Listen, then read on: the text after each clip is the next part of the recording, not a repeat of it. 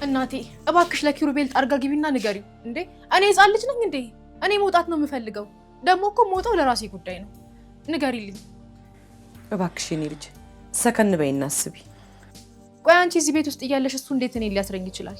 እባክሽ ፍቀጅልኝና ልውጣ። ልጄ እባክሽ እኔና አንቺ ደግመን በዚህ ጉዳይ እንነጋገር። ለሁላችንም ደህንነት ሲባል የሚወስነው ኪሩቤል ነው። ቆይ እሱ ምን አገባው? እሱ ትርሲት ነው እንዴ? የትርሲት ፍቅረኛ እንጂ ምን ይመለከተዋል? የዚህ ቤት ህግ ባለቤት እሱ ነው ብዬሻለሁ። ለሁላችንም ሰላም ሲባል እሱ የወሰነውን ውሳኔ መቀበል አለብን። አታየኝም?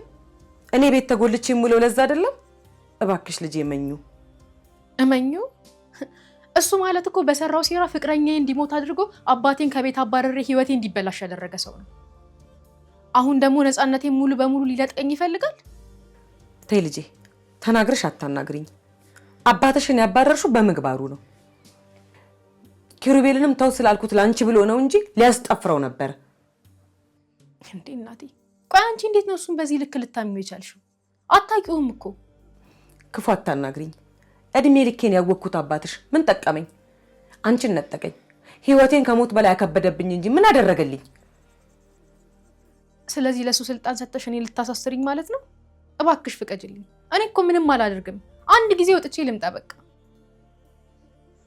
ቃል እገባልሻለሁ ምንም መጥፎ ነገር አላደርግም። ወጥቼ መምጣት ስላለብኝ ብቻ ነው። እሱ የወሰነውን ውሳኔ እኔ ልሽረው አልችልም፣ መብቱም የለኝም። ይህ ማለት እኔ እዚህ ቤት ውስጥ ባሪያ ነኝ ማለት ነው። ትላንት ያስወለቃችሁኝን የሰራተኛ ልብስ ነገ ታስለብሱኛላችሁ ማለት ነው። ቢያንስ ለራሴ ማሰብ አለብኝ አይደለ? እና ደግሞ ነገ ላይ ምን እንደሚመጣብኝ አላውቅም። እባክሽ እኔ ልጅ ምንም ነገር አታድርጊ። ትንሽ ታገሺ፣ ትንሽ ጊዜ ብቻ።